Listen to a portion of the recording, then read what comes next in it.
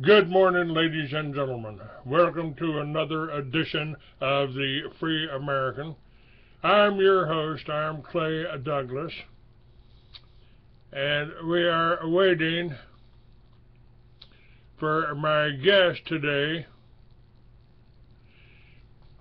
That's Russell Pappalardo, the Mighty Phoenix. And since he's running a little behind today, and that's understandable because I've had trouble getting on and getting things loaded and etc. Computer's been running just a little bit slow, but I can bring Russell on right now. Good morning. Today I'm going to talk about a very few, only 3 of the symptoms of a spiritual awakening. I'm not going to spend too much time on this. I'll do 3 a day or 3 every few days because most of you, and yes, I'm being sarcastic, but I'm being truthful, will never experience this. Especially those that are deaf, dumb, politically correct, and asleep, and believe America is a free country and won't accept the fact that the Jews run America. However, there's a few of you out there that fall into that category that were once in a previous lifetime special, a Gnostic warrior. You may experience that without you asking for it. The rest of us, well, most of us, not in my case, you have to ask for it. I asked for it in a half-assed manner because I was too into partying at the time. So, and then when I'm done with that, I'm going to talk about a very, very serious matter to those of you out there, grandparents and parents, that have granddaughters or daughters. And boys, by the way, who want or buy a certain thing for Christmas. First of all, the first symptom of spiritual awakening is a changing of the sleep patterns, restlessness, waking up in the middle of the night without having to go to the restroom. Just waking up, a feeling that something is going on, restlessness, closing the eyes, trying to go to sleep, and not falling asleep. And I'm not talking about those of you who are withdrawing from prescription drugs or street drugs. I'm talking about people who don't do drugs, don't drink alcohol, and don't eat at night, such as myself. Don't worry about this, because the body is going through changes, and the body will adjust. That's your first symptom. Your second symptom is a tingling in the crown chakra, a tingling in the forehead, a numbness, a feeling that someone is pushing, or a feeling that someone is pushing down on the top of your head, or running their fingers across your head. This means you're receiving a divine call, divine energy from the astral plane, or a plane way far above the astral plane, because there are many planes of existence, many dimensions. And I know you weren't taught that in your schools, but what you were taught in your schools was a bunch of bullshit, and I'm going to get to that in a moment. The crown chakra, by the way, is not as you've been taught right here at the crown. You know, you wear a crown, so you say crown chakra. The crown chakra is located near the pineal gland, or it really is the pineal gland. It's in that area. And where is the pineal gland? The pineal or pineal gland, you say potato, I'll say potato, is in the center of the head, straight through, but in the middle. This gland is the doorway to higher consciousness, to the ethereal planes. That's what's happening. Don't panic. It'll pass in time. The third symptom is waves of emotion. You know, last night I did a video. I did a lip sync that I've done before. I couldn't find all the likes. I had over 150 likes on it the last time. Now we didn't get any because Facebook is playing with me, and the video is better. And I wrote a long introduction about how David Ruffin, which is unadulterated nonsense, works for me, and he came back from the meeting and had a spiritual awakening. Those of you with a sense of humor will appreciate that. You deadheads, you politically correct buttheads won't, because you've lost your humor and your humanity years ago. So I'm not talking to you. I refuse to. I alluded that David had a spiritual awakening, and he was having all these pangs of guilt that he felt guilty about saying that he was a better soul singer than Teddy Pendergast, Teddy Bear, or that it was his fault in the breakup of him and Tammy Terrell. By the way, it's never anyone's fault completely. There's two sides of the story. Her side, your side, her side, his side, and the truth. And David last night, in the characterization, for those of you among the wise know damn well that what David's new story, that he was at fault, is not true either. The fault lies somewhere in between. That's where the truth lies. Could we find it out? Absolutely not. David was going through waves of emotion of guilt. This is what happens when you wake up. Again, I'm not talking about withdrawals, although it could happen after withdrawals. In the emotional detox, you start feeling guilty about things that you could have done, but you didn't do. In other words, you didn't do the thing you ought to do at the time you ought to do it. And you suffered ramifications for it. You start realizing that some actions that you took, in which you took advantage of others, guys taking advantage of women, women taking advantage of men, you realize that you were wrong. Money that you con, maybe you got women to buy you cars and stuff like that. You feel guilty about that. All this will pass. What you have to do is accept it, that you did it, and move on. Remember what Jesus said. No sin is unforgivable except blasphemy against the Holy Spirit. And who is the Holy Spirit? According to the Gnostics, of which I am one, count me among them, the Holy Spirit is wisdom, or Pistis Sophia, the great goddess. And if you notice that in your churches, you never pray to the Holy Spirit. Pistis Sophia is never mentioned. Only the Holy Spirit, but you don't pray to the Holy Spirit. Why?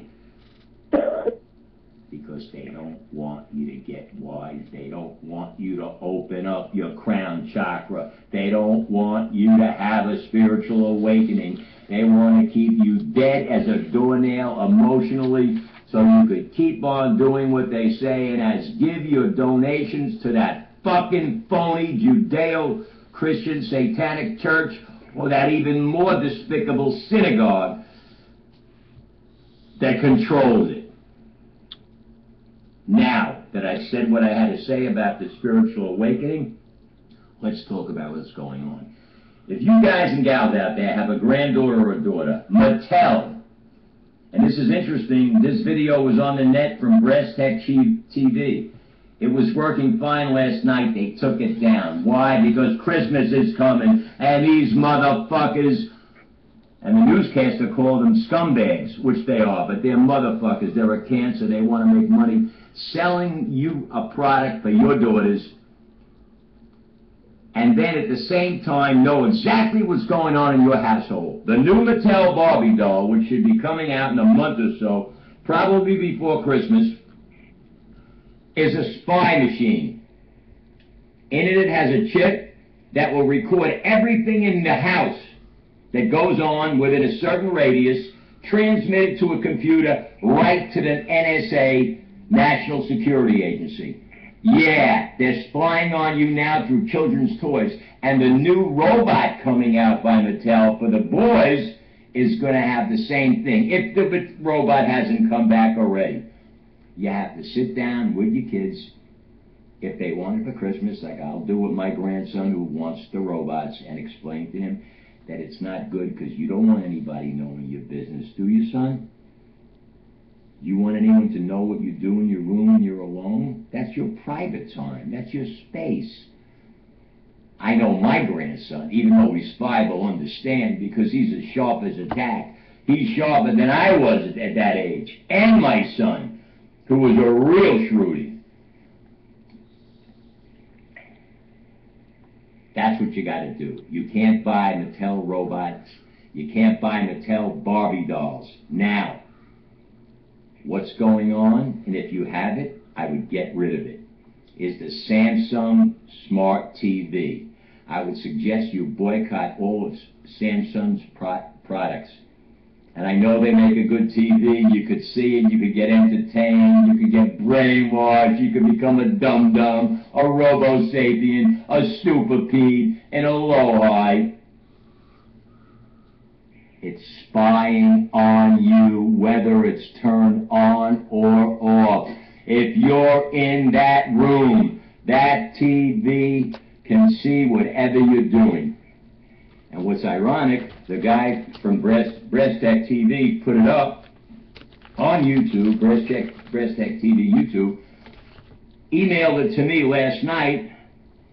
I put it up, it worked. I put it on Facebook, now it don't work. So I went to Breast Tech TV, and it was deleted. Breast Tech TV didn't delete it. If you have ears to hear, eyes to see, and a mind to think outside the fucking box, you'll know who took it down. So boycott those products. That's it, folks. You like this video, you comment on it, fine, I respect you. You don't, fuck you. I don't give a shit. I'm not here to win friends and influence sheeple. Well, that's pretty interesting. I can do the Friday show without even having Russell around. Hey, I like that. You know, I guess I can use that some way or other. But I kind of enjoy having you. How are you, Russell? Very good, Clay. Very good. Very strong. Feeling very powerful. I had a dynamic workout this morning, but I must make a few comments. Go ahead. The first video that I'm alluding to, involving David Ruffin, I'm going to put on because it's very entertaining, and I'll put it up again after the show.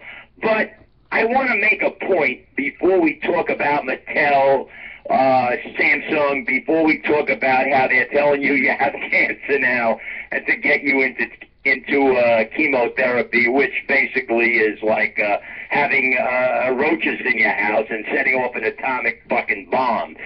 But let's talk about spiritual awakening. And I'm going to tell you, folks, I'm going to shock you right now, because I'm going to tell you about the greatest fairy tale childhood story ever written that's really in truth about spiritual awakening, and I'm going to prove it to you. And those who are awake and aware and conscious out there will understand my meaning. I'm talking about Peter Pan. Peter Pan comes from 3 chapters of a story called The Little White House by J.M. Barrie, written in 1901. You could buy the book from Amazon. It is an occult, dark novel. Nobody knows this. Well, the mainstream people, the masses, who are nothing more than politically correct donkeys or asses, have no clue.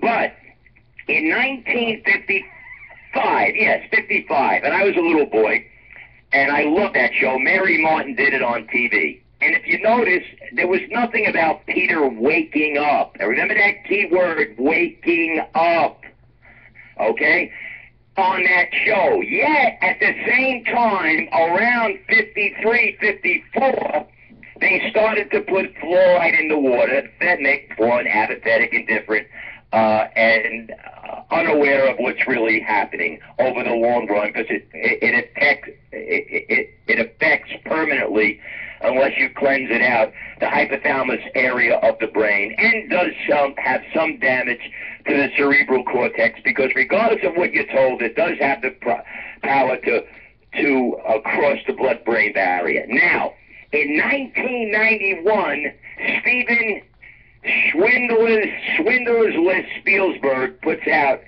Hook, starring as Hook, Dustin Hoffman, and as Peter Pan, the great Good morning. Robin Williams, who, by the way, was murdered by the Illuminati, the Jews, for not continuing what he was supposed to be doing. And you could Google that or YouTube it. Now, you have, understand the characters. Peter is an adult living in London. He's a lawyer. What do lawyers do? Lawyers do nothing more than protect the interest of wealthy Jews, their cohorts, and fleeces and lives off the money that you goyim pay them. Peter is totally asleep. He doesn't know he's Peter Pan. He's one of those guys I mentioned, an ancient warrior, the god Pan, the nature god, in Greek mythology, who is the son of Hermes and Penelope, if you knew your Greek mythology. Now, Peter is totally asleep. He has to be woken up. Let's talk about the characters. Who's Wendy? Wendy represents Tyster Sophia, the Holy Spirit, who is very dejected that he's not waking up. Who is Tinkerbell? Tinkerbell is his guardian angel, his guardian spirit that's trying to wake him up. Hook is the guy who hooked you into believing all the bullshit, all the lies. And where is Never Never Land? Never Never Land is where they don't want you to go. Because when you're in Never Never Land, you wake up and you know what's being done to you. You know you've been had, taken, hoodwinked, bamboozled, led astray, run amok, mesmerized, and mind-fucked, as I've said many times. That's the gist of Peter Pan. Peter Pan is basically Pan, the goat god, who they demonized, as they always do. He has the legs of a beast and the body of a beast with it in a human-like character. That's the Peter Pan story. And I suggest you all do some study in Greek mythology on Pan, and I suggest that you buy the book from Amazon, The Little White House by J.M. Barrie, and then maybe, perhaps, with a wing and a prayer, you'll wake the frack up. That's about Peter Pan and waking up. Now, next week, folks, I'm going to give you the next 3 symptoms of a spiritual awakening. The following week, the next 3, and the next week after that, I'm going to tell you the final one, because there's 10 major symptoms of waking up. You got to wake up, very importantly, especially now with Mattel and Samsung doing what they're doing. See, folks, they've been spying on you for many years through Echelon, illegitimately. Now they call it legal. But remember, the more corrupt the state, the more numerous its laws, as stated first by Tacitus, the great Roman senator. But I don't think he said that. To tell you the truth, I think I may have said that in the previous incarnation, before that Roman son of a bitch ever existed. You know, you have all these characters that they credit with saying something, but that character took it from someone else years before.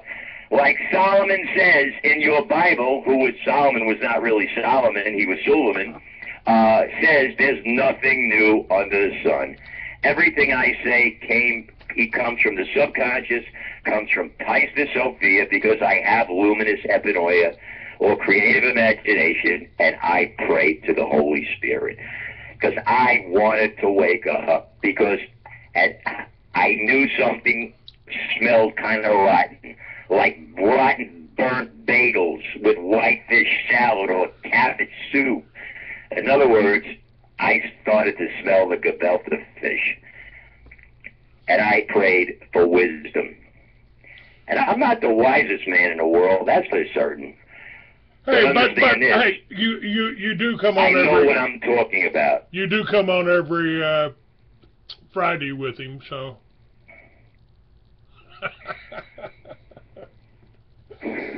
I got you laughing, Clay? Yeah, I'm laughing about that. I can laugh at myself, you know. Me too, Clay. I gotta tell you, there's something kind of strange about this. A warning to parents and grandparents. I liked it so well, I wanted to put it up on my website, freeamerican.com. And guess what? I can't. You can't. You can't even get the video from Breast TV. They took it down because can't. Mattel is going to make a lot of money selling this doll It's, and that robot over the next few months. What's strange about it is if you right-click on your videos, normally you can save it. You can save the video.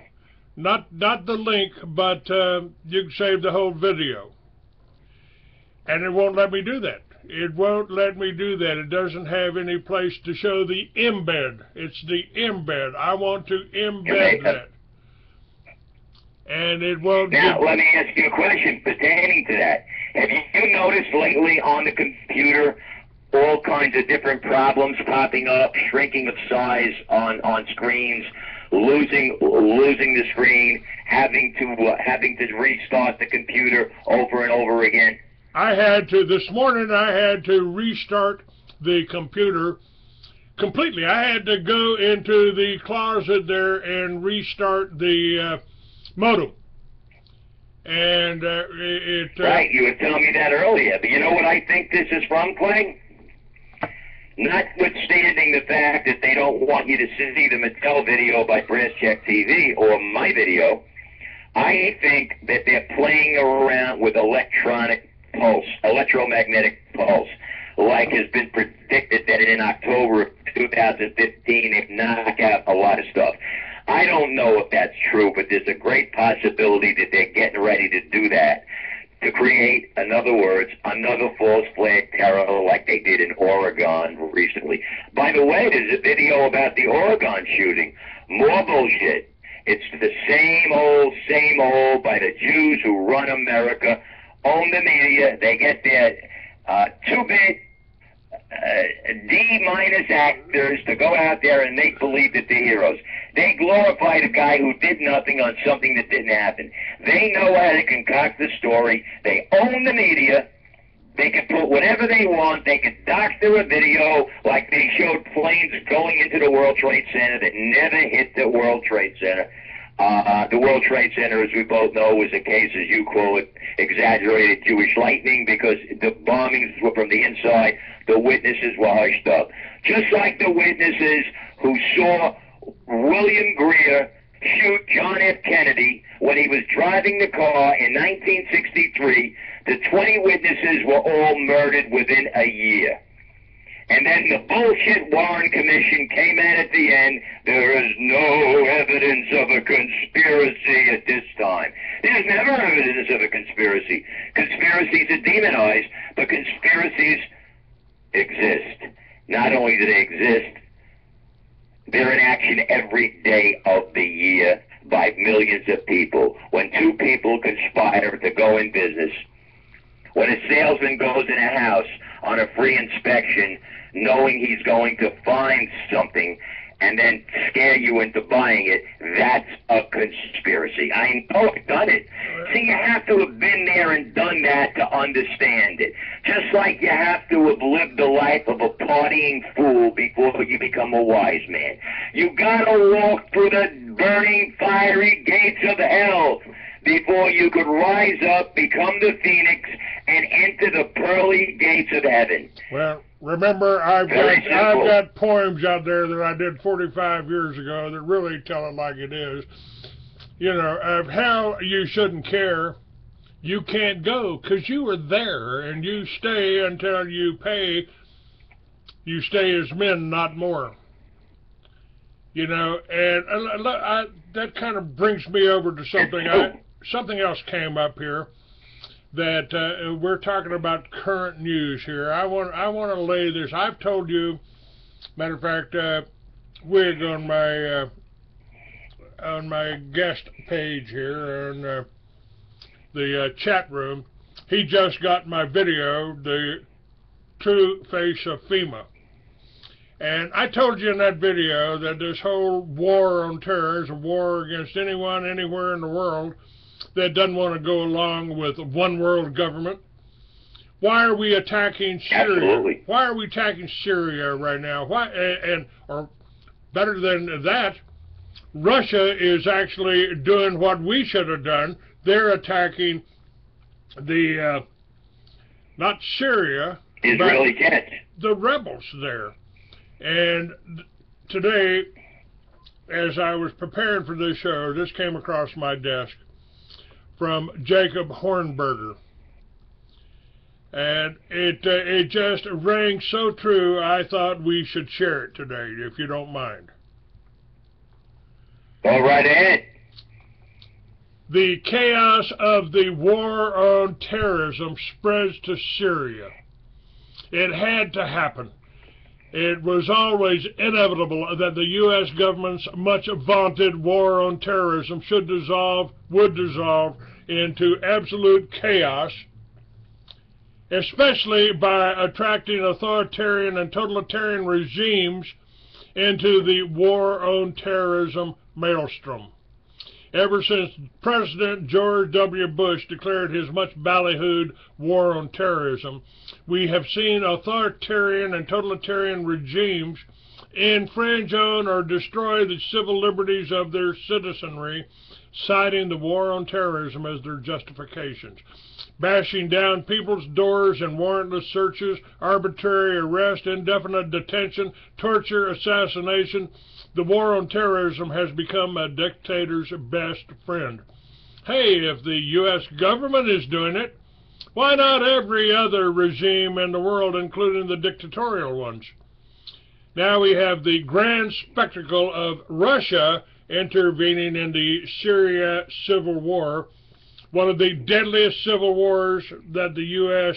national security state has incited as part of its regime change operation ever since its inception in the 1940s. What is Russia's justification for establishing a military base and initiating bombing campaigns within Syria? You guessed it, the war on terrorism. Is it any wonder that President Obama and his cohorts are stymied and dumbfounded by Russia's maneuver? What are they supposed to say? That Russia doesn't have the authority to fight terrorism? That the U.S. government is the world's sole international policeman that wields the power to ferret out and kill terrorists? Obama and his interventionist acolytes within the mainstream press are complaining that Russia isn't bombing ISIS and other targets within Syria that the Pentagon is bombing. Instead, they lament Russia's bombing targets that are seeking the ouster of Syrian President Bashar al-Assad, targets that consist of rebels who the CIA has trained and supported with the aim of ousting Assad from power. But wait a minute. Who says that the U.S. national security establishment has a monopoly on determining who exactly a terrorist is, or a monopoly on determining the best way to fight terrorism? In Syria, Russia maintains that people who are trying to violently oust the government from power are the terrorists, while Obama, the Pentagon, and the CIA say that these people are freedom fighters, well, except for ISIS, which also, folks, ISIS is the Israeli Secret Intelligence Service, who they maintain are actually terrorists, even though they too are trying to oust Assad from power. Yes, if we shift our attention over to, say, Egypt, which is governed by one of the most brutal and vicious military dictatorships in history, we see U.S. officials taking a different perspective in Egypt. U.S. officials take the side of the military dictators by saying that the Egyptian citizens who are trying to oust the dictatorship from power are the terrorists. And by the way, folks, you're going to see the same thing from here. They've already tried to do this to me 20 years ago for starting the militia. Suddenly, I was supposed to be the terrorist. They just didn't tell you that I did that in the governor's office, the governor of New Mexico. The militia in New Mexico worked with the governor. We were friends. The governor sat in my office and came by to visit me anytime he was touring the state. Now, in fact, why U.S. officials continue to flood the Egyptian dictatorship with weaponry and armaments to help it maintain its dictatorial hold on power, just as Russia is doing in Syria to help maintain the Syrian dictatorship's hold on power. The fact is that President Obama and the U.S. national security establishment lack any moral standing whatsoever to complain about Russia's intervention into Syria. Obviously, Russia's intervention into Syria magnifies the potential for conflict between Russia and the United States, a conflict that could easily spiral out of control. Is that a good thing for the American people? Clearly not.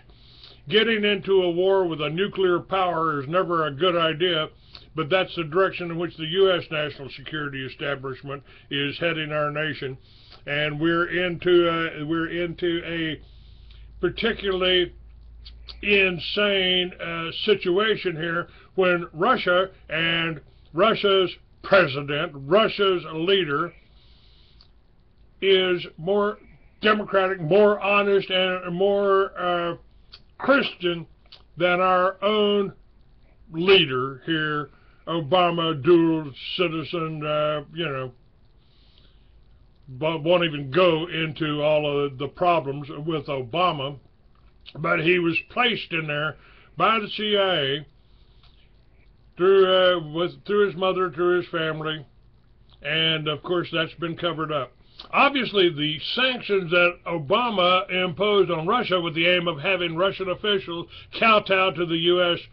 national security state have not succeeded in achieving their end. Indeed, arguably, the sanctions incited Russia to intervene in Syria in a way to spite Obama in his sanctions system.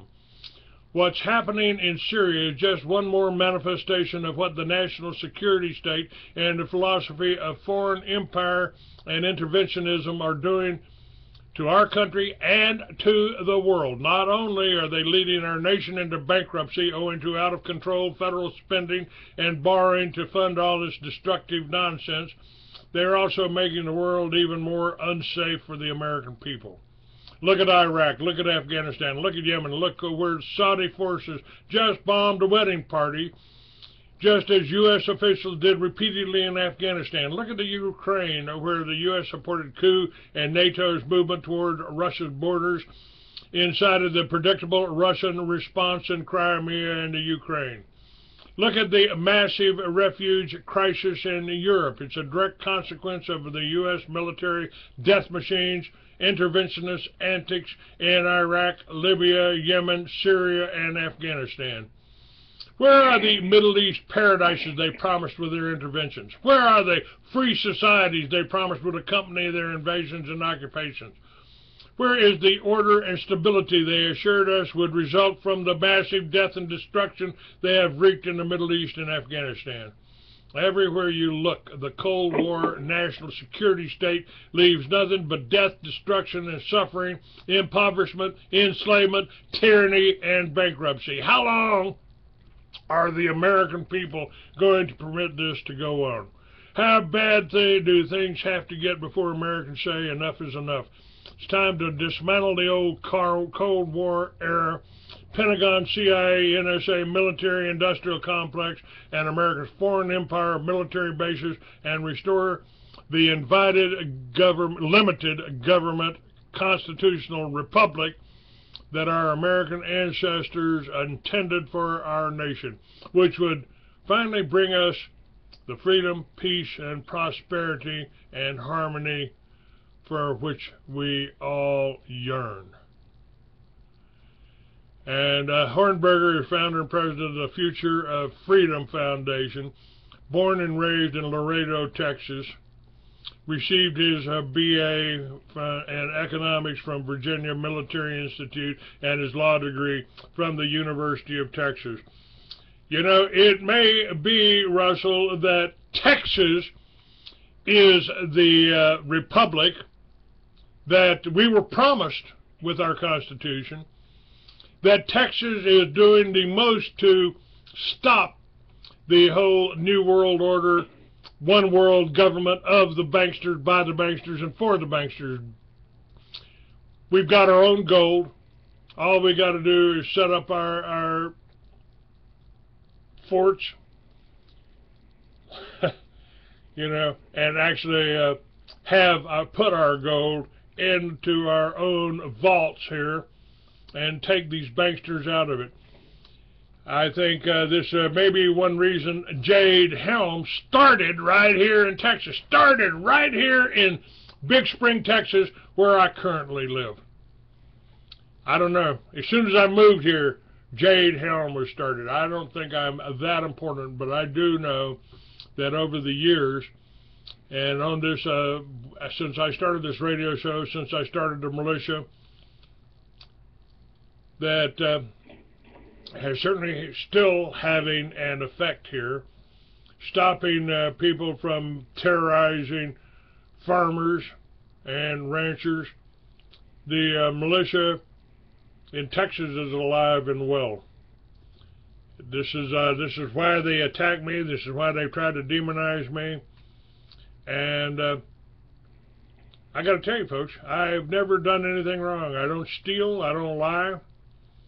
I tell you the truth with this show, with the magazine, with the website, freeamerican.com. And the films that I've got, I just put one out. And by the way, David, if you would like to call in, I'll be more than happy to take your call.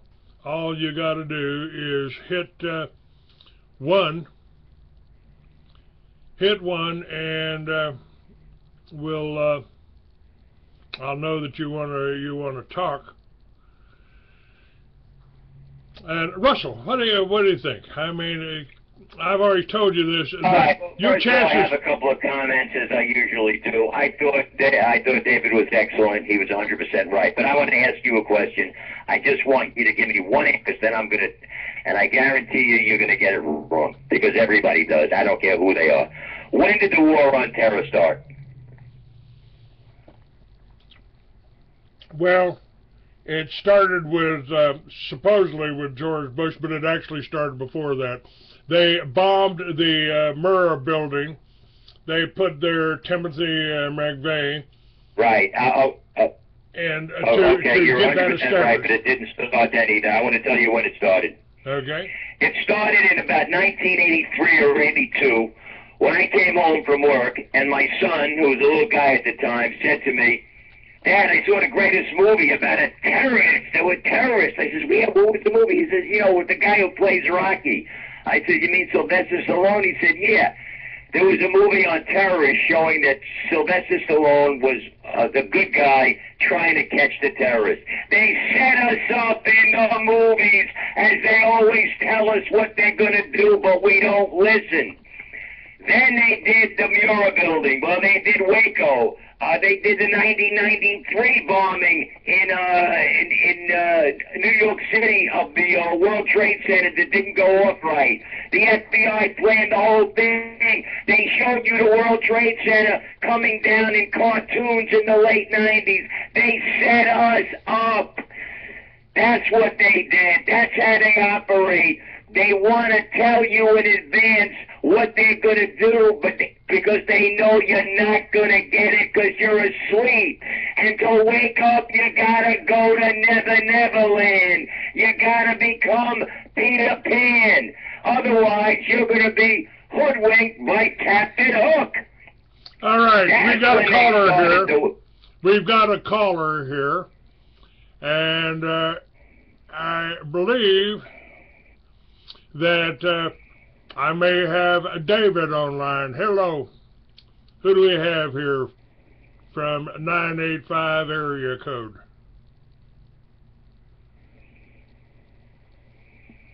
This is David. Hello, David. You're right, Clay. You're on with Russell and me. Hello, David. How are you, sir? I'm doing fine, fellas. Thank you. Good. And Sounded good. Great article you wrote, brother. Very good. Very well done. No, this is David just bought. David just bought, and he's one of the few people out there that have made a donation. And so we're... oh, I know who Dave...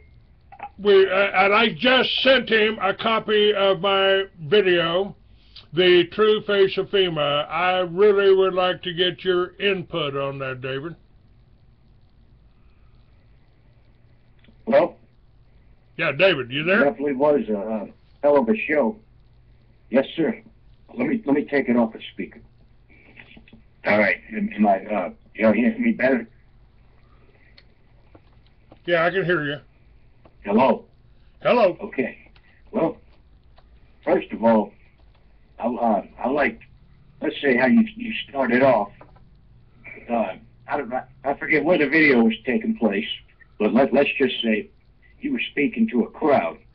And if I wasn't mistaken, you were showing them the video of the Homeland Security conducting their first meeting. Let's just say, I don't know, giving us an idea of how bad things are going to get. And yes, there's going to be Americans like us that just don't want to follow orders, because that goes to show right there, legal tyranny. That's all it amounts down to. That's the word I've been using lately. If you want me to get technical. So, Russell, I agree with you. I agree with you. I think. Go ahead. I'm sorry. Oh, Russell, I'd rather listen to you talk right now. Let me get my words together, and I'll just let you keep speaking. Whatever you wish, brother. Ask me whatever you want. Well, let's just say, how did you get started into let's just say being woken up? But we all have our what kind of pushed us over the edge, because Clay, it was he would say Waco, and for me, you can say it was when I got put in the back of a police car for smoking a plant that God give us. Well, my wake-up call was back in 1966 when I was arrested for assaulting Bob Greene, who wrote the book The Heroin Trail, who was head of the editorial staff of Newsday, a communist paper, a Zionist paper out in Long Island, New York. I was 18 years old. I had two witnesses saying he assaulted me, and those witnesses were discredited. One was the bartender, who because he was arrested for running numbers in the 1950s, and a girl who was about 16. She was too young. Meanwhile, he only had character witnesses, David, and his character witness was one Chinese. One guy was a would-be mafioso. He should be ashamed of himself. You don't know what the mafia really is. And by the way, I want to make a statement. If anyone Googles my name, Russell Pappalardo, and comes up with the head of the mafia boss named Russell Pappalardo in Cleveland, who's jailed now, has nothing to do with me. He may be related to me in some way. I don't know. I'm from East Harlem, New York. I have nothing to do with that guy. But anyway, the two witnesses, one guy says what a wonderful character Mr. Greene is, and the other guy, the Chinese guy, and David, this is hilarious. The Chinese guy who owned a big restaurant called Gamoir out in Long Island gets up on the stand and says, "Mr. Green, no tell lie. Mr. Green, you horrible man. I swear to you, a year and a half later, up in Comstock, New York, I read in the paper, both his character witnesses were arrested for running prostitution rings." Then I said, whoa, this whole system is really a sham and a farce. So I started studying all the tomes back when I was upstate, and I really educated myself. But then when I came back, you know how it is, David, you want to make up for lost time. I was interested in getting laid, to be very honest with you. And I didn't bother until my good dear friend, who I love so much, Jimmy Hopkins, who passed away, a big Irish guy. I know him since '63. He told me to read a book called None Dare Cause Conspiracy by Gary Allen. And I read it. Now, first I thought Jimmy was crazy when he was telling me what was going on. But then when I read the book, and I only read part of it because I was still looking to make up for that lost time 10 years later, what happened was I started to say, something's really afoul here in this country. And then I really got into it in the 90s. In the 90s, when I was married and living in Fort Lauderdale on the beach, when we would go to sleep at night, I'd get up and I would get that tingling, that awakening stuff, and I would read. I read David Icke, and then I started to realize that, wow, you know, all the stuff when I sold piece goods in a garment center and worked with the Zionist Jews, how the non-Zionist Jews were really nice, how the other ones were haughty and condescending, and how on my wife's family, who was Jewish, one side was great people. You go to a party at their house, they had everybody there, black, Irish, Scottish, whatever, Chinese, it didn't matter, Jews, Italians, and then on the other side, all they were was Jews. I said, you know, this is really, something's very fishy. And then I started to get into it, and after 9/11, I wrote the poem, That Damned Elusive Arab Man, which hit off very big on the internet. And then I really got into it. I started buying stuff off Clay, and then I didn't hear from Clay for 10 years, and I knew he was in, you know, had great difficulties. And then I was doing shows for Bob Charles, and let me make a point on Connecticut High. As far as Syria goes, that's what I wanted to say.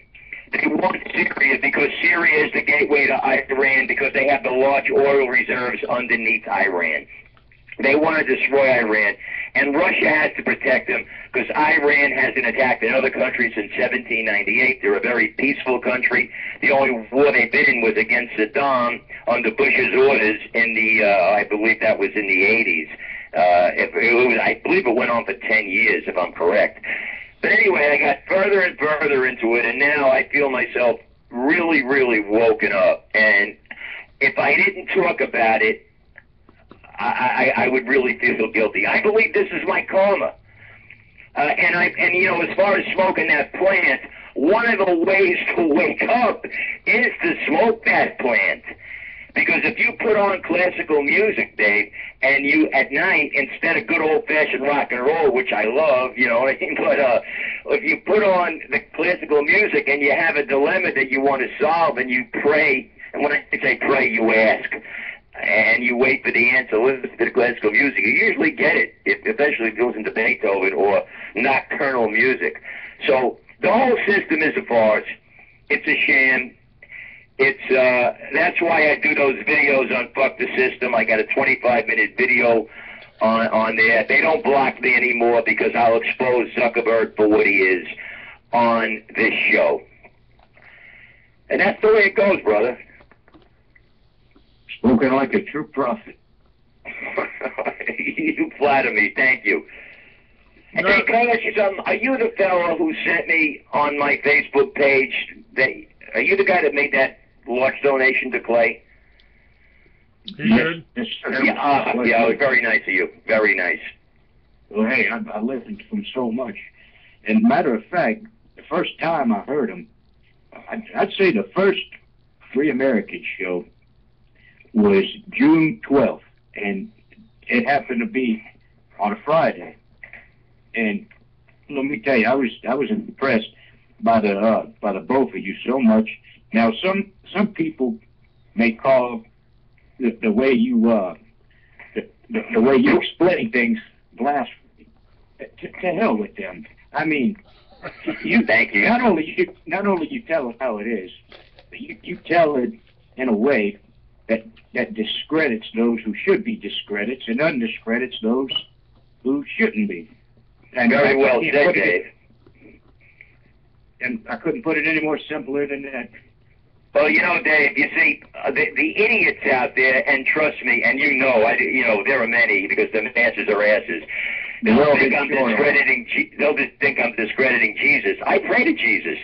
Jesus is the light bearer. I mean, Jesus, you know, I pray to four who are one. I pray to the Christos, the God of the universe. I pray to the Holy Spirit, Pisces, Sophia, in Gnostic tradition. I pray to, I thank Jesus for all the miracles he has done for me. And trust me when I say he's done so many more that I don't even know he did. Why I'm still alive at 68, I have no, I know. It's to be on this show and to expose the truth. And I also pray to myself, not me, not Russell Pappalardo, but to my higher self. Because I, just like you, Dave, and just like all of us, are truly gods. We are pans who forgot who we were. You know, you just sounded like like Clay a minute when he says Jesus would have told you, you don't need a priest, you don't need a rabbi, you don't need a minister. Jesus is within you because we're all God's. Yes. Both of you spoke it well, like true prophets. I don't know any other word to use. That's, I don't think you could have said it better, because sometimes I feel that we are. And yet I don't want to say we. When I say we, I don't mean me, Russ Pappalardo, or Clay Douglas. I mean our real selves, that we just incarnated in these bodies, in these personalities, that our higher self, which is one with the Creator, that actually is God, created this personality, this storybook character, to go out and preach the truth. And I believe that's why we're not touched. They come down on everybody else, but everybody else, what do they tell you? They tell you something's going on. They don't tell you who's responsible. You can't identify a conspiracy or expose it in a correct manner and pinpoint it unless you name the culprits, unless you name the heinous, insidious, horrific evildoers behind the conspiracy, and that's what we do. So they call us anti-Semitic. Who cares? Anti-Semitic? The Jews ain't Semitic. They're an Ashkenazi race, as you know very well from the steppes of Eastern Europe, that Tolkien described as the shadow from the East. So they demonize they demonize the Arabs who are truly Semitic. They demonize the Armenians who are really Semitic. They demonize the Sephardic Jews who are truly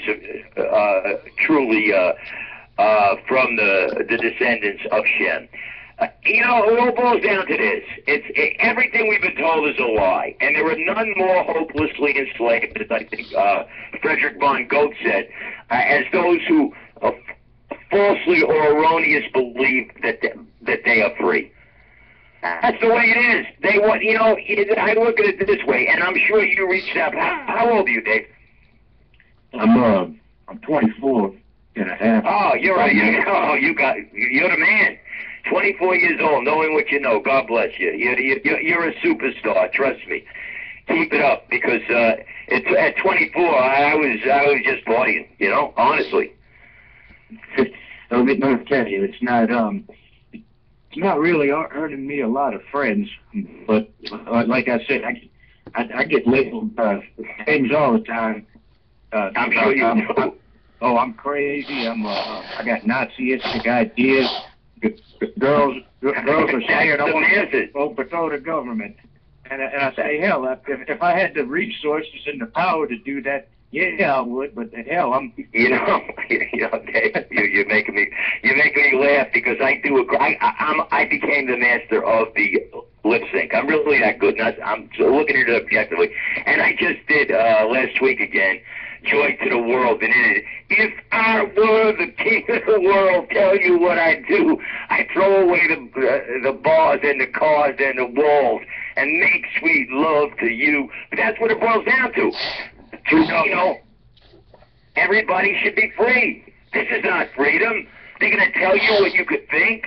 They're going to tell you how to act. They're going to tell you what you can or can't do. This is my philosophy. It's your thing. Do what you want to do. As long as you follow the 50 cosmic and spiritual laws of the universe, and Dave, trust me, go to YouTube and listen to them.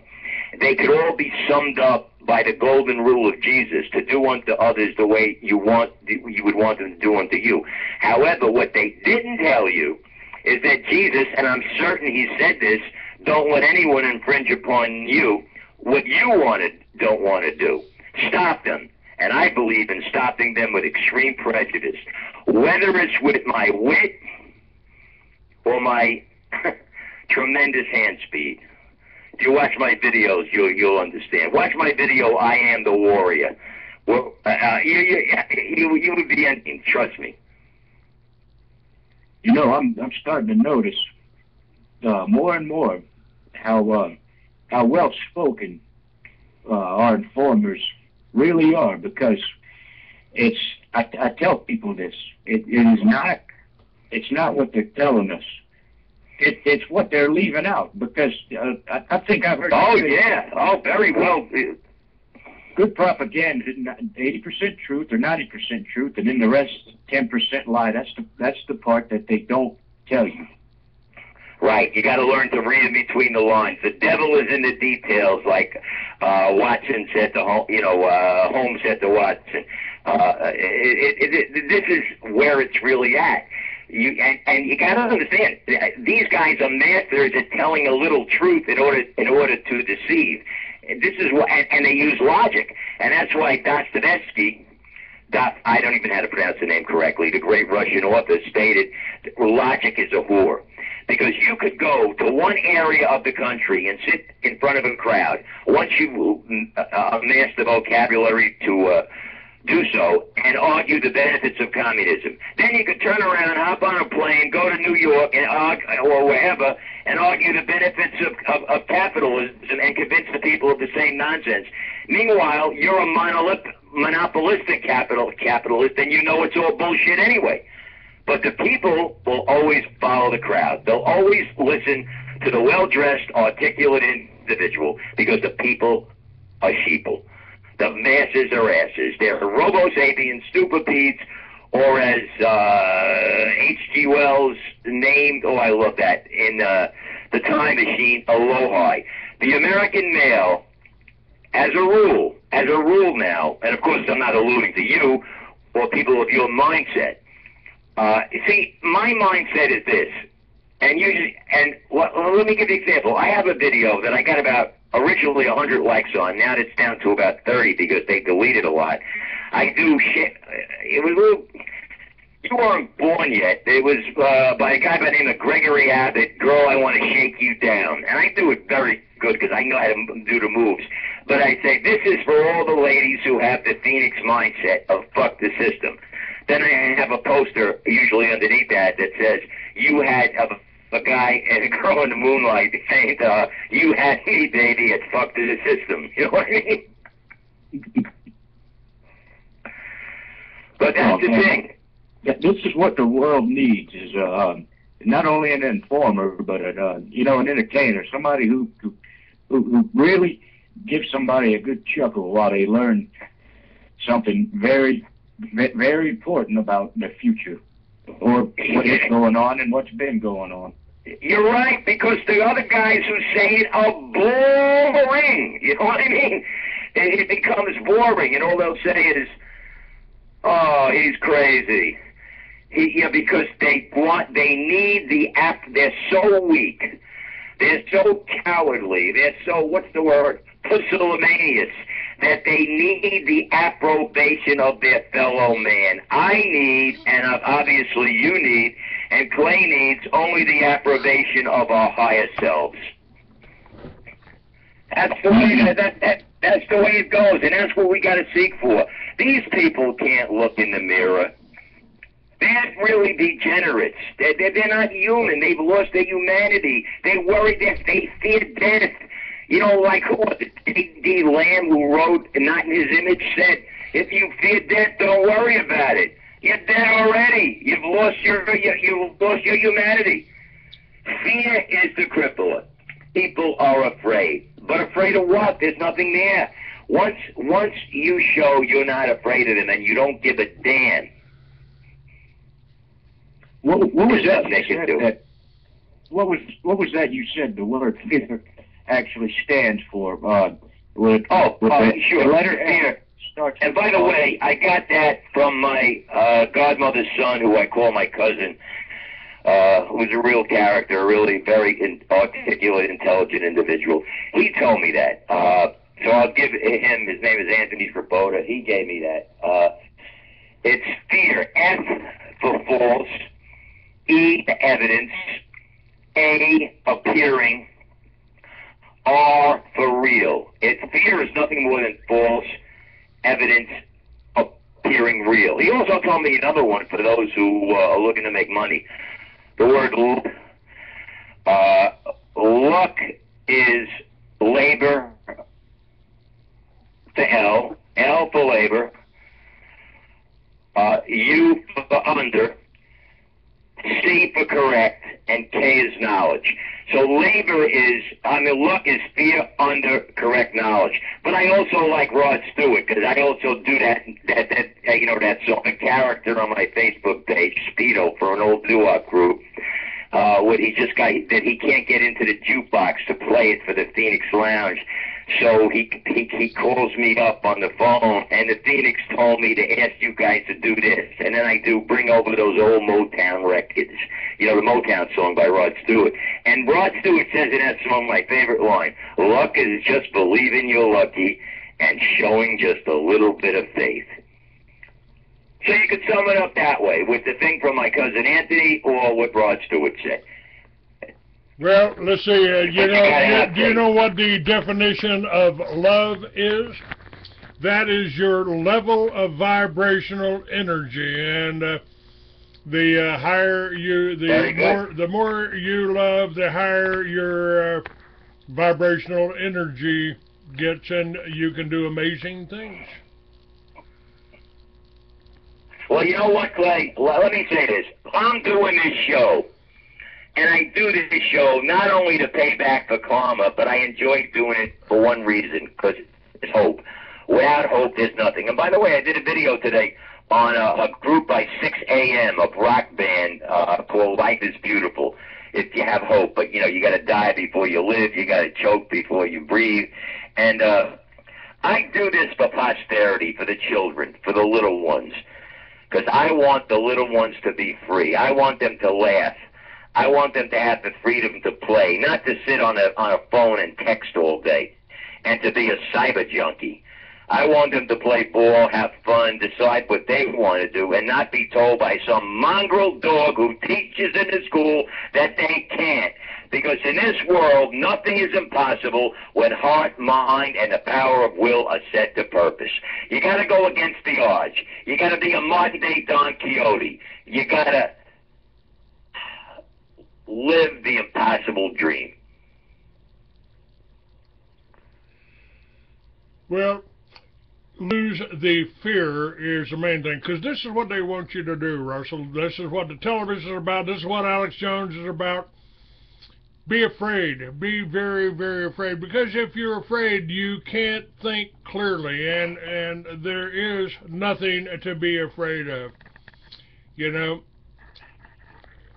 It's Alex Jones. What Alex needs is a good East Harlem street beating. That's what he needs. He's despicable. He's just, he gives you information that, of course, is correct, but he does it to deceive, because he deceives you. He turns you right away into blaming the Nazis. It's always the Nazis. It's always this, it's that, it's this. They don't tell you that, he doesn't tell you that the name Nazi comes, like Jordan Maxwell taught me years ago, it comes from the word Ashkenazi. Ashkenazi Jew.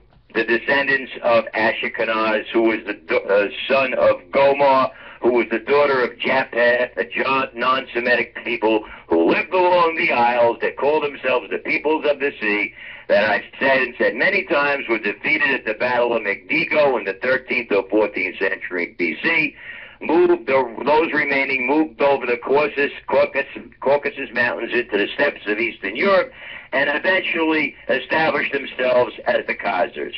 They created Talmudism. Actually, they didn't create Talmudism. The Sephardics in Jerusalem who went to Babylon created Talmudism, but they adopted it. They eventually took over all of Europe. They aligned themselves with the Jewish communities and took over the Jewish communities all over Eastern Europe and the United States. And as far as Hitler is concerned, Adolf Hitler never burned anybody. Adolf Hitler, for $1,000 a head, and you could get this from, I think it's JewsAgainstZionism.org, paid $1,000, received $1,000 for each Zionist Jew, and they were wealthy to pay $1,000 in the late 30s and early 40s, and shipped them out to Madagascar, London, Palestine, New York City, and Brooklyn, where they created trouble and eventually took over. They got their gang in little. Now they own the government. And folks out there, for those who don't know, Google Obama's Jewish government and Google Obama's mama, because Obama's mama, it was Ann Dunham, a communist Jewish whore. There's photos of her all over the net, bent over, showing a bare ass, and it looks pretty good, to tell you the truth.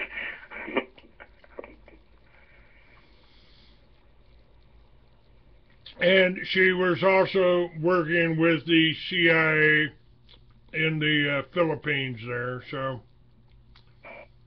you can track that. Yeah, how many innocent Philippines did they kill? What a disaster. What a disaster. Dave, let me ask David here. Yes, sir. You've got okay. you got the film, man, and I'd like to get a little bit of input on that. You know, I'm not selling as much of that as I should. I think people need to know that what's going on right now was planned well over 10 years ago when I made the film, and it's happening right now. We're in for a long war. It may go longer than the Cold War. He's talking about the war on terror, and the enemy's weak. The enemy's weak. He doesn't have tanks. He doesn't have planes. So who's he talking about? He's talking about us. He's talking about you, I think. But hopefully I got that all across on the film. Well, you know what? Before you continue, I want to say something to Dave. Dave, did you ever see the movie Clockwork Orange? It sounds familiar. Is that okay? It 40 years old? Oh yeah. It's as old as my son. In fact, I think it came out in '72. In fact, or '3, with Malcolm McDowell. You got to get the movie and watch it, because in the movie he's put in prison. He's a real maniac. I mean, he never had to have raping people, killing people. It's a definite, oh my God, psychopath you wouldn't believe. They put him in a prison, but they don't put him in a prison. They give him all kinds of therapies, shock, this, electronic, this, that. They send him to the prison, this so-called prison, the rehabilitation or center, a re-education center. And he goes with the warden, who I believe is played by Patrick McGee, not Patrick McGowan from the. Watch The Prisoner too, the old TV series. That's very interesting. And he looks around the prison. He's walking around with the warden, and the warden says to the warden, you know, these guys in this prison, they don't look like criminals. The warden looks at him and said, "Oh, they're not criminals, son." He says, "Well, what are they?" He says, "They're insurgents. They didn't want to go along with the program that the government is, you know, something to that effect." He says, "Well, where are the criminals?" "Oh, they're the police now." They were the police. And then when he gets out, his two old crime partners are policemen. All right, let me get back to go ahead, Cliff, the true face of female. Nice talking to you, Dave. You know, to hell with Malcolm McDowell here. I want to know. I've got somebody that actually got my film. I want to know what their opinion is of it. David? Well, first of all, the film really shows the commanding, or the acting commanding officer really means what he says when he says we're in for a long war. Because what better way to always be at war, which this country has been the past century, maybe even before that, and it all runs together. Everything runs together, as in the way the court systems are corrupt, the way the laws are, whether it's anything ranging from victimless crimes to maybe getting fined for spitting on the sidewalk, or maybe even you might be over a certain alcohol content and not even drunk, but that's enough to pick you up, take away your freedoms. So in there, they're really making it clear that if there's a disaster declared, which it doesn't even have to be a natural disaster, it could be a man-made disaster that absolutely they call a natural disaster. But it's like Katrina, for instance. Yeah, I'm starting to hear that the storm that hit around, I don't know, a decade ago. That's how long it's been. Which I was in Katrina, not in New Orleans at the time. We didn't get flooded. We just lucky we rode it out. But we had generators. We hooked up next day with electricity and all, and we were watching everything on television. What was going on in New Orleans? It was the scene of a disaster, and the same thing happened.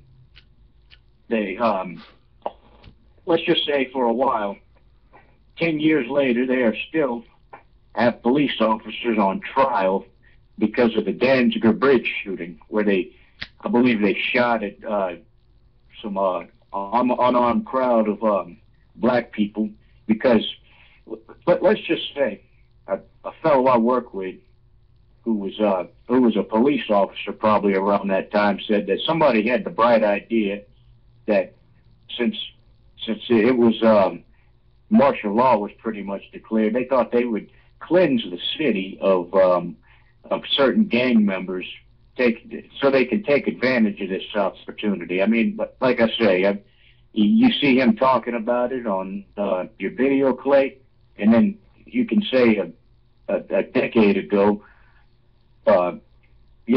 2005, when the storm hit, that we actually watched that play out on television.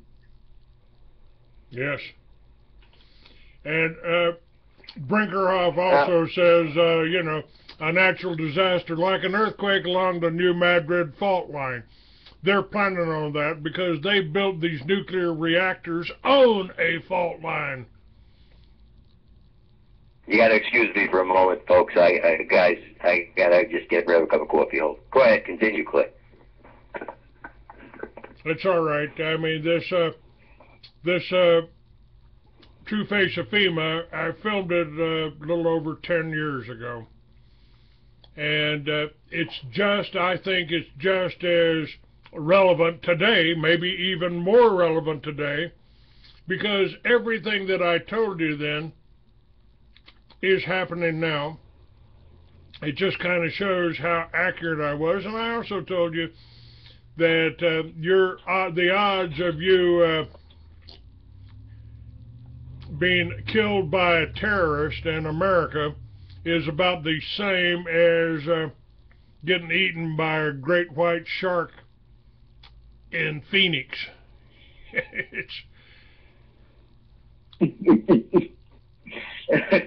But that's about right too. It's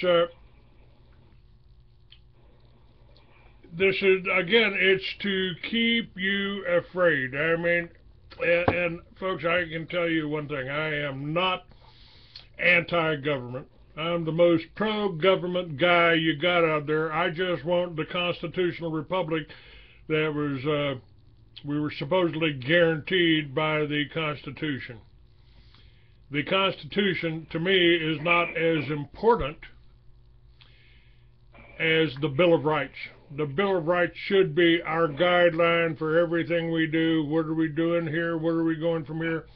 If you've got anybody that's going against the Bill of Rights, politician, police officer, then they're not your friend. They're not American. They are the enemy. The whole True Face of FEMA. Well, Clay. Go ahead. Clay, let me just say, you just stole the show. You just stole the show. You took it right out of my hands in what you just said about the Bill of Rights. As I've said that many times, Clay, friends out there, is right on the money, because the Constitution is a joke. The Constitution reads, in Article 8 it may be, that about all the niceties and about the balance of power, it ends that nobody catches. However, the executive shall have the power to rule in all cases exclusively, which is the very definition of tyranny. And it also states you're entitled to the pursuit of life, liberty, and happiness. Well, that's not what it originally said. That's what, and Patrick Henry bitched about it. That was Jefferson's idea, because Patrick Henry, when they originally wrote it, it said life, liberty, and a pursuit of property. They don't want us goyim, so to speak, to have property. And its Constitution reads, we, the people, write this Constitution for the peoples of the United States. In other words, they enslaved us with the Constitution. Henry wouldn't sign it. He complained, started a big, big hullabaloo until they added a Bill of Rights. The problem is they added it as an addendum. It should be the Bill of Rights and then the Constitution. I said my piece. Go on, Clay. Well, you're right. I had people down in Austin at a Truth Seekers meeting. They wanted to form a corporation. They wanted to do it, and we need something to. We need a platform. We need a platform. I said, they gave you a platform 200 years ago. It's called the Bill of Rights. Any organization that you start in America today, if you need a platform, it's there. It's there. And if you want to know what we're fighting against, take the 10 planks on the Communist Manifesto, and you'll find out that every plank on the Communist Manifesto is intact in America today. When I got out of the Army... 2 thumbs up. You're right on. Go ahead. When I got out of the Army in 50 years ago, it took me 50 years to get my veterans benefits, but I got one of these nice little booklets, Citizens Rule books, and I read the Constitution, and I read the Bill of Rights, and they've got a summary here of the Communist Manifesto. Number 1, abolition of private property. Number 2, heavy progressive income tax. Number 3, abolition of all rights of inheritance. Number 4, confiscation of property of all immigrants and rebels. 5, central bank. 6, government control of communications and transportation. Number 7, government ownership of factories and agriculture. Can you say Archer Daniels Midland? Can you say Monsanto? Number 8, government control of labor. Number 9, and I love this one, corporate farms and regional planning. Can you say Agenda 21? Can you say Archer Daniels Midland? Can you say Monsanto? Plank number 9 of the Communist Manifesto, intact in America today. And, of course, number 10, government control of education. And they just didn't specify which government, did they?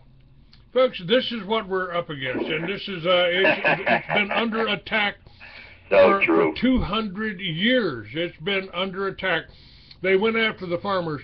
This whole thing about hemp, this whole thing about marijuana, they made our number 1 cash crop into a crime.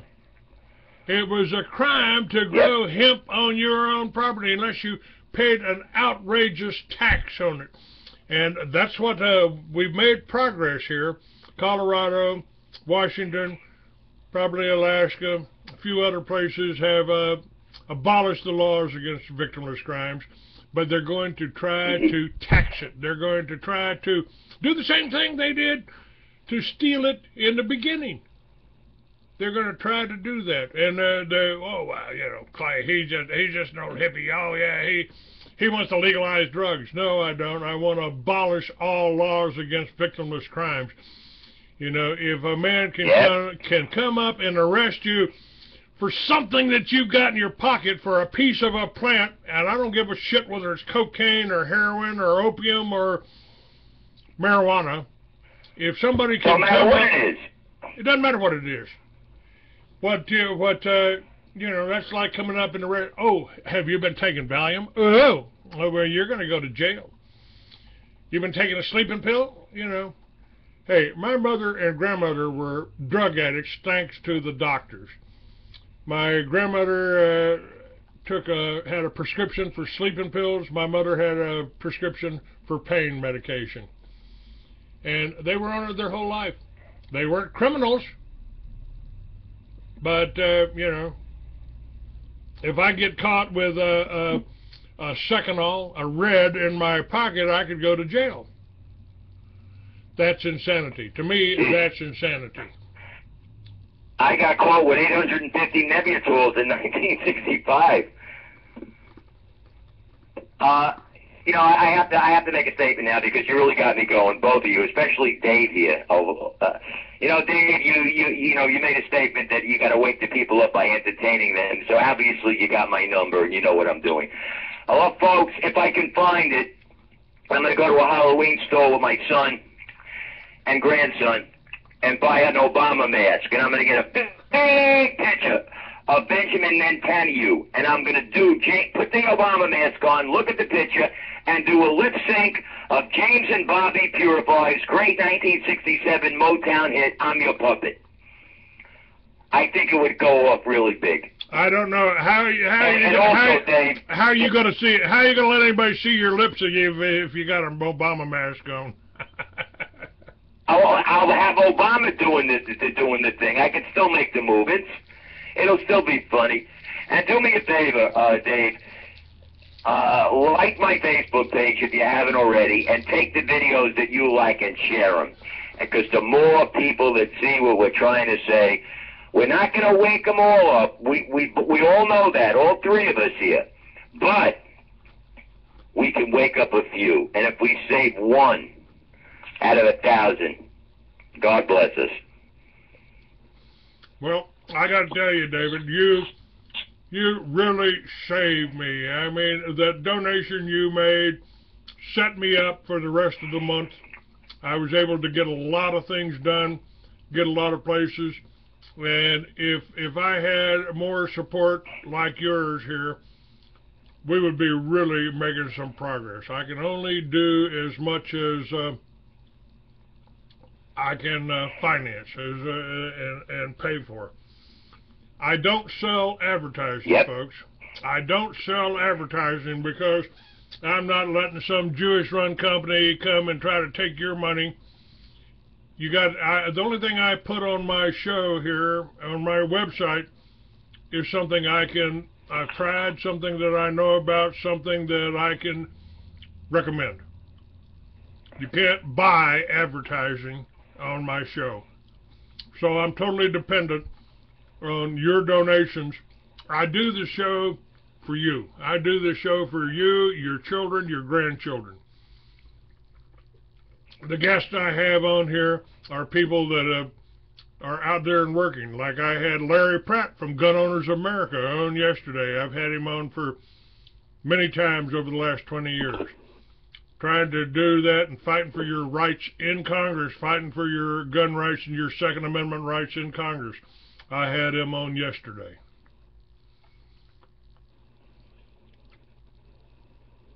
It's you know,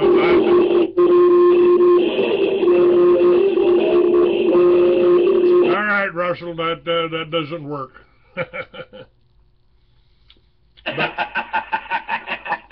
That doesn't work. You know, it's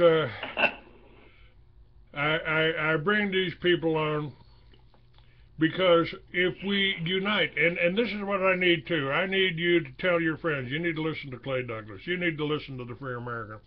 You need to listen to Russell here. They've got a conversation you're not going to hear on Rush Limbaugh or Michael Savage. Michael Savage does pretty good for a Jew, but he's still a Jew. Rush Limbaugh is simply a high-paid propaganda master for the Republican Party. That's it. And that's why he gets on national TV. Clay. What? We got good news. I just got a notification that some nice, sweet lady, Tracy Lanham, shared my video that you played at the beginning of the show. Yeah. Tracy's a good lady, yeah. God bless her. God bless you, Tracy, if you're listening. I wish you the best. Thank you. All right. David, any last word? You got 30 minutes here. We got 30 minutes here. I don't... do you have any further questions for me or Russell or anything? I'm about to go warm up my coffee, and I have got most of the show here recorded for YouTube, and it'll be up on YouTube and Facebook in 40 minutes or so. So we're reaching out for people. You know, I'm assuming here you recommend that people get the true face of FEMA. And I also need you to understand I have other videos out there. The chemtrails is still pretty much got as much information as anybody else has got since. And we've got America, Dream or Nightmare, which I'll probably play for you on Monday. And Monday we'll be talking about the American Indians, the indigenous people movements, with Art George and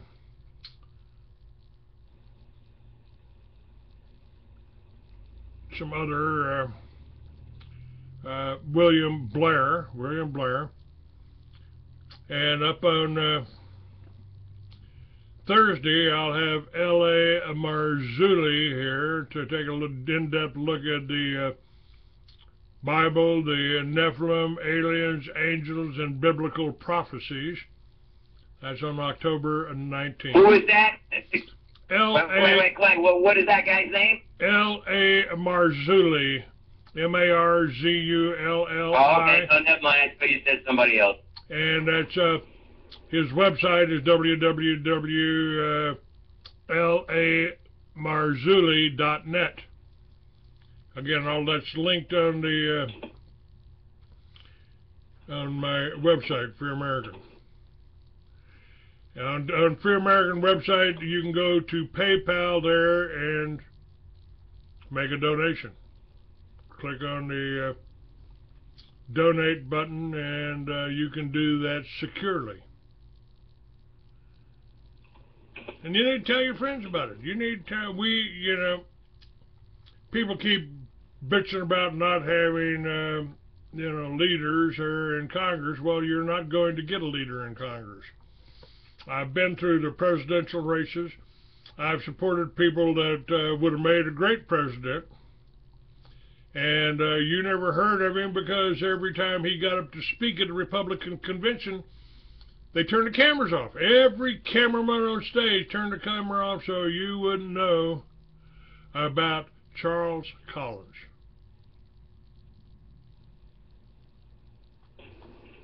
It was absolutely amazing. Haven't bothered voting since. It's like a useless thing to do. But we can't give up. We can't quit. If we get enough people together, we don't have to change the world. All you got to do is change your neighborhood. Grow your own food, not grass in your backyard. Generate your own power. You got whether it's solar, whether it's wind. You can put up a windmill. They had windmills 100 years ago that ran batteries, charged batteries, and pumped the water to your house. Find a family farm that somebody's going out of business because the Monsanto's put them out of business. Work with them. Talk to them. Work together to restore the foundation of every civilization. The foundation of every civilization is the self-sufficient family farm. Matter of fact, up on my website, not sure exactly where it is, but I've got Ron Finley talking about South LA. South LA. He talks about the drive-bys and the drive-thrus. He said the drive-thrus are killing more people than the drive-bys. And what he does is plants vegetable gardens in South Central LA and abandoned lots, traffic medians along the curbs. Why? For fun, for defiance, for beauty, and to offer some alternative to fast food in the community where the drive-thrus are killing more people than the drive-bys. And if you click on the link there, growing your own food is like printing your own money. I mean, if a black man in South LA can do something that good for the community, for the whole area he's living in, why can't we do that across America? This ought to be a wake-up call for you white boys out there, you know. And I've told people, why do you hate the Jews, Clay? I don't hate them. I almost admire them. If us white boys had it as together as the Jews, if we worked together the way the Jews do, we could own the Federal Reserve, we would own the Bank of England, we would own the International Monetary Fund, and we could make this country into what it's supposed to be. Russell? I agree wholeheartedly. The problem is they want to make that illegal to grow your own food. But I want to make a suggestion because this is important. It pertains to water. You know, you could live without food for 2 weeks, maybe 3 weeks, but you can't, maybe longer, but you can't live without water for more than 5 to 7 days.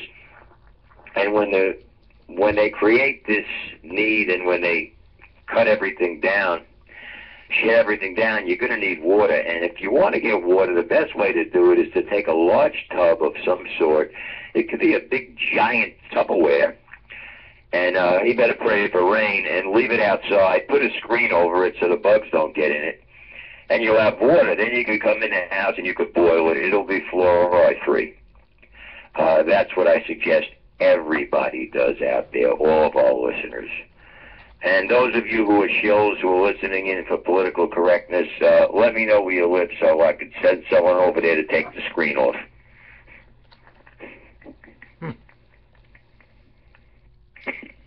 Well, we've got Scumley trying to get on.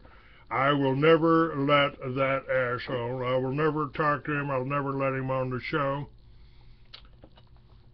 So, goodbye, Scumley.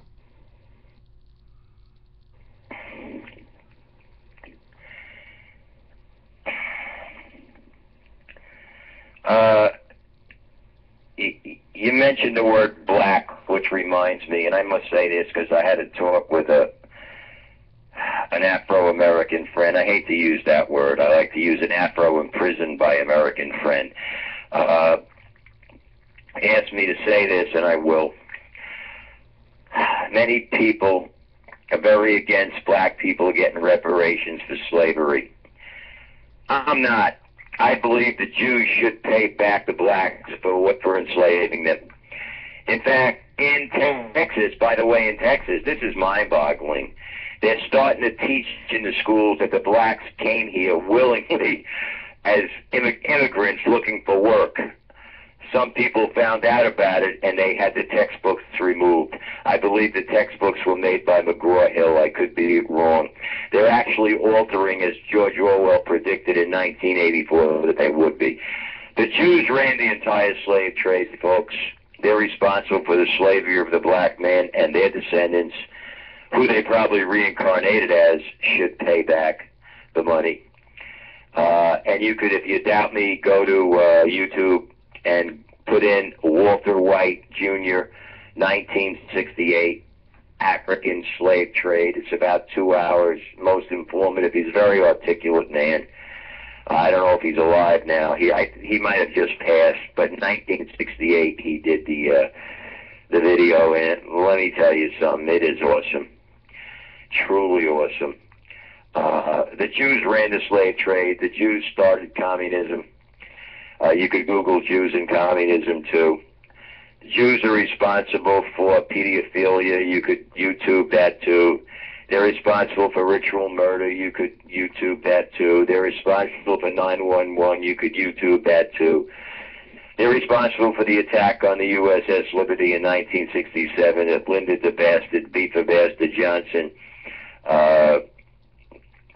hushed up. You could YouTube that, too. You could also YouTube Obama's Jewish government. You could YouTube that he just gave Israel, not within the last 2 years, $70 billion at one shot. Not million, folks, billion at one shot. There's so much information out there that you have to get. You have to get to see to confirm what we're saying. The false flag terror. Oh, before I forget, this is really important. I wanted to talk about this, but we got sidetracked. But we got sidetracked in a positive direction. I have it on my Facebook page. The new thing is this: the doctors are now making lots of money for the big pharma by telling you have cancer, or that you need pre-cancer treatment. But they outright lie most of the time and say you have cancer when you do not. And then they give you chemotherapy, which, as I said many times, is like having roaches or carpenter ants in your house and setting off an atomic bomb. There are many natural cures for cancer as well as for diabetes and every ailment. If you folks take organic sulfur and colloidal silver, smoke a joint every night or a half a joint every night, you're going to be fine. Drink non-fluoridated water. Don't watch TV. Work out 5-6 days a week. With weights, with calisthenics, and I suggest you go to fightfast.com to get the free videos on how to defend yourself if you're not able to. And don't be ashamed of yourself if you're not. It's no big great shakes. I don't care how small or how big you are. These are things you need to learn. That's fightfast.com. Now and then you could even get a free knife, like Clay and I have gotten a bunch of free stuff by just paying for shipping. Again, that's fightfast.com. This week I got 5 basic defense moves, which I knew basically, but which I was taught in martial arts years ago, but these are even better. They're more applicable for the average person, and they work better. You don't need to spend money to go to karate school, please. I've done that. In fact, I went for free. On the Taekwondo I paid for. Graham Lewis Haki Jitsu I paid for. I was a personal friend of Graham's. The Arango karate system, which they let me go for free for 2 years in Massapequa, me and my son, and we became very, very skilled. Kung Fu I paid for. Kempo I paid for. I've done this all my life. I wouldn't live any other way. But if you do all that, you work out with the weights, calisthenics, martial arts, walk, you don't have to run. Learn basic boxing that my dad, who was a boxer, he came in third in the Golden Gloves in 1943. And in the Golden Gloves in 1951, my first cousin, JP, won it all as a middleweight. A welterweight. So I would suggest you do all that. No fluoridated water, no genetically modified foods. Boycott the Israeli companies. Find out the barcodes. You stay away from people who vote and respect the government. You're going to be fine.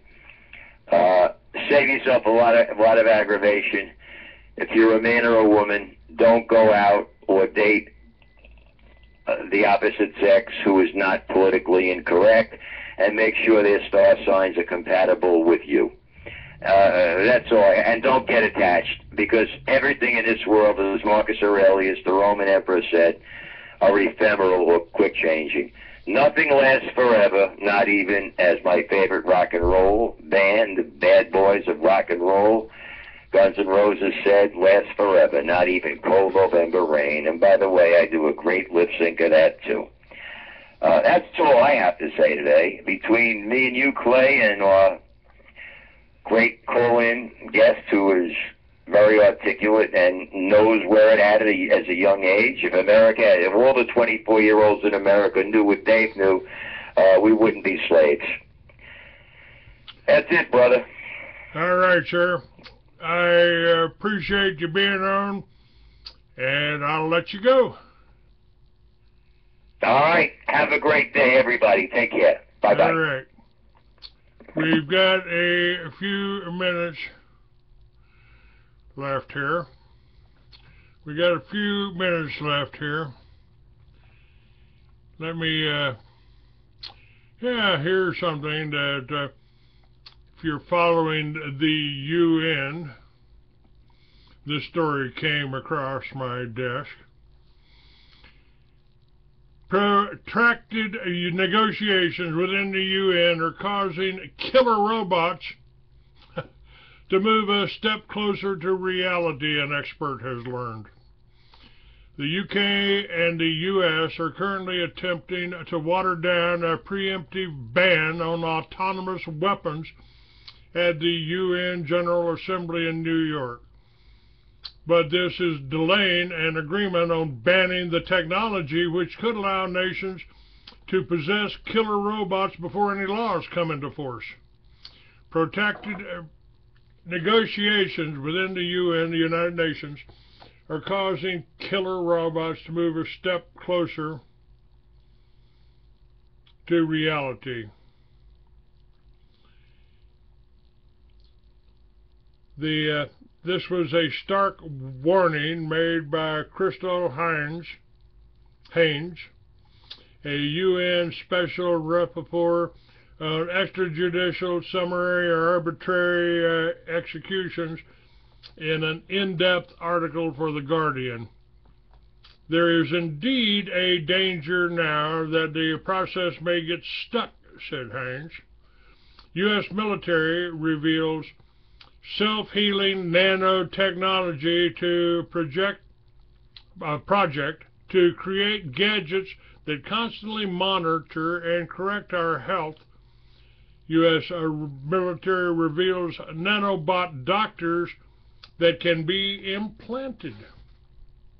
Haynes points out there's a lot of investment has gone into the development of AI weapons, which is causing negotiations to stall. If there is not a preemptive ban on the high-level autonomous weapons, then once the genie is out of the bottle, it will be extremely difficult to get it back in, he said.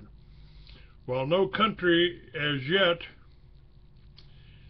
to use fully autonomous weapons, a number of semi-autonomous systems are being developed. This includes the South Korean Sentry robot, SGR-1. While no country is yet to use fully autonomous weapons, a number of semi-autonomous weapons are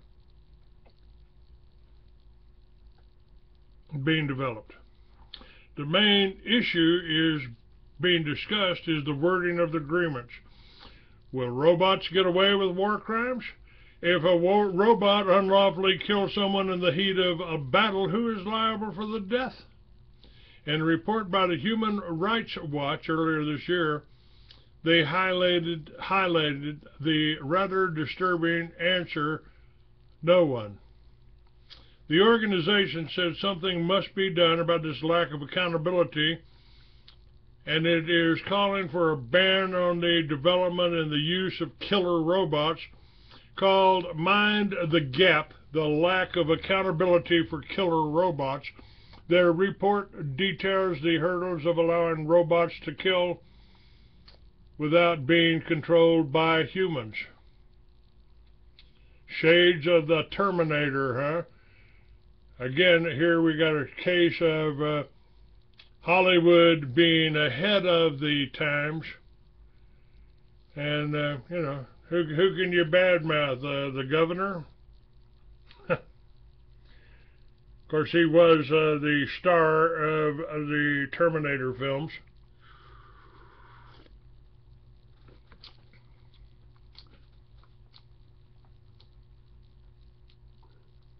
Again, it's called Mind the Gap, the Lack of Accountability for Killer Robots.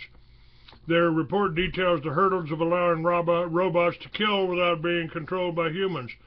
No accountability means no deterrence of future crimes, no retribution for victims, no social condemnation of the responsible parties, said Bonnie Doherty, senior arms division researcher at the HRW and the report's lead author. China wants to address both existing and emerging technology, but the UK and US want only existing weaponry to be included. Noel Sharkey, a professor of artificial intelligence and robotics at the University of Sheffield, told The Guardian that this was likely down to a concern that the UN will ban current weapons such as the Phalanx or the Iron Dome. However, if discussions go on for several years, as they seem to be doing, many of the weapons that we are concerned about will already have been developed and potentially used. While no country is yet to use fully autonomous weapons, a number of semi-autonomous systems are being developed. Professor Stuart Russell from the University of California at Berkeley said the drones will be limited only by their physical abilities and not by shortcomings of artificial intelligence. He called on experts to take a stance in order to prevent the development of such unstoppable killing machines. The warning from a professor at the University of Columbia. He said the deadly drones were the end point of autonomous weapons. Such weapons could start to be deployed in the next decade, and they will be limited only by physical abilities, not artificial intelligence. The deadly drones are the likely endpoint of the current technological march towards lethal autonomous weapons systems. Laws.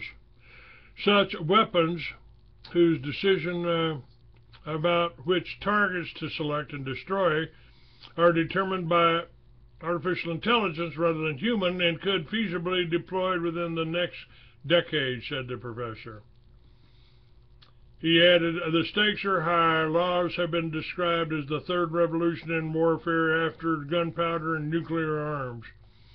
Writing in a comment article published in the journal Nature, Professor Russell argues that the capability of laws will be limited by the physical constraints of range, speed, and payload rather than any deficiency in their controlling AI systems.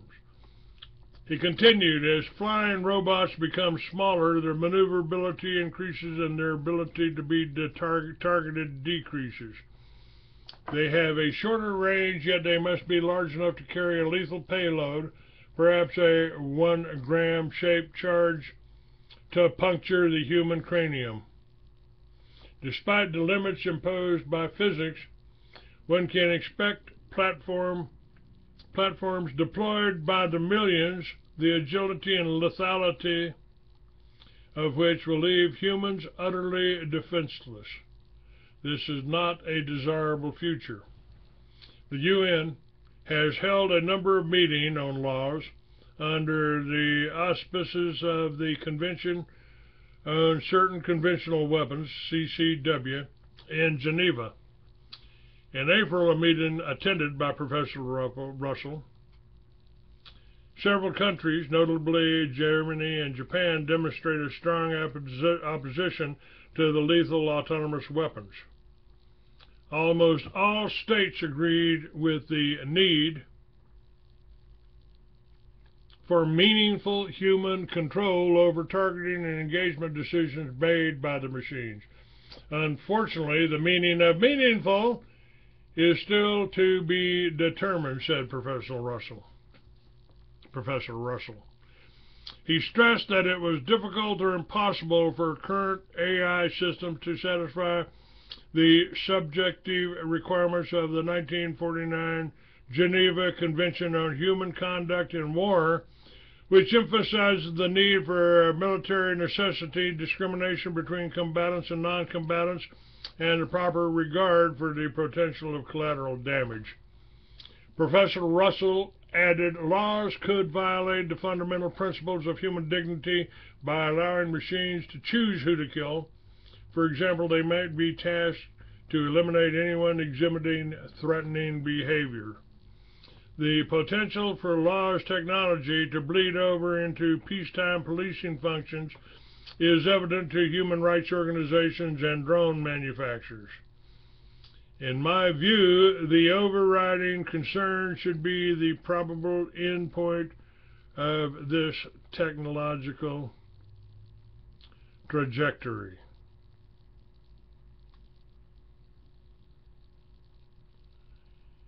And one more thing here. Sweden is in flames as gangs of migrants riot for 5 nights running. It is supposed to be the model of multicultural state, but Sweden is facing problems of its own after gangs of immigrants spent a 5th consecutive night rioting in Stockholm. Officers are battling to keep the capital under control after hundreds of cars were torched, a police station set alight, and fire services kept from a major blaze by a stone-throwing mob of youths. To make matters worse, rioting is now spreading to Sweden's 2 other major cities, Gothenburg and Malmö. Hundreds of cars have been set alight in Stockholm during the orgy of violence. The disturbances, which have lasted longer than the riots in England in the summer of 2011, started last week after police shot dead a foreign-born pensioner who threatened to attack them with a machete. Left-wing activists came forward to accuse police of racism, a charge strongly denied by the Stockholm force. Of course, Stockholm is a predominantly white country. Growing unrest turned to violence last Sunday in a northwestern suburb called Husby, where more than 80% of the residents are from overseas, mostly Turkey, Somalia, and the Middle East. Trouble then spread to some of the city's most deprived areas, shattering the country's proud claim that it is a template for successful and ethnically diverse society. There's no end to this. Police force secured the area as firemen extinguished a blaze in a primary school in Stockholm suburb of Krista as the riots continued for a 5th night. On Thursday night, there were 90 separate blazes in the capital, 30 cars were torched, and there were 8 arrests, mostly of people in their early 20s. In earlier attacks, groups of up to 100 rioters targeted schools, nurseries, and shops, breaking windows and setting buildings ablaze. In Skogås, south of Stockholm, emergency services were kept from a fire in a restaurant when a gang of youths pelted fire engines with rocks. And in nearby Ragsved, a violent mob set fire to a police station, the second to come under attack in 2 days. Tonight, riots, which also saw a second primary school set on fire, resulted in several destroyed shops, multiple vehicle fires across the city, fringes, and stones thrown at police. Monday morning's riots, which also saw a second primary school set on fire, resulted in several shops wrecked, multiple vehicle fires across the city, fringes, and stones thrown at the police. The primary school was completely destroyed by fire, which is being treated by police as arson. Lars Bystrom, a Stockholm police officer, said such fires are mainly to lure the police to the scene, who are then attacked. He admitted officers have been forced to change their tactics, saying now if there's a small fire that is not likely to spread, and there is no risk to life, we will send out a patrol and keep an eye on it from a distance. But we're not going to bring in the fire brigade unless it's really dangerous. The attacks on emergency service workers have led to private security companies telling employees to stay home, as mobs have started attacking anyone wearing a uniform. Several public transport routes have been canceled after rioters started hurling petrol bombs at buses. Police have been under attack by large mobs, pelting them and fire services with bricks and heavy rocks, preventing them from putting out fires across the city fringes. The Foreign Office and U.S. Embassy have warned visitors to stay away from certain suburbs. Government leaders have been stunned by the ferocity of the violence in the country, which has long been touted as a paragon of social justice. For decades, supporters of multiculturalism have pointed to Sweden as a classic example of a society which allows immigrants to continue practicing their own culture while living peacefully alongside their host communities. Around 15% of Sweden's 9.5 million inhabitants were born outside the country. The second largest group of immigrants after the Finns are Iraqis, numbering more than 125,000. Former Yugoslavs totaled over 160, and Iranians almost 65,000. As well as setting cars ablaze, the rioters also attacked a police station and a school and a nursery. While Sweden is still relatively affluent, with living standards among the highest in Europe, tension has grown in recent years as the country struggles to cope with rising youth unemployment and an ever-growing influx of foreigners.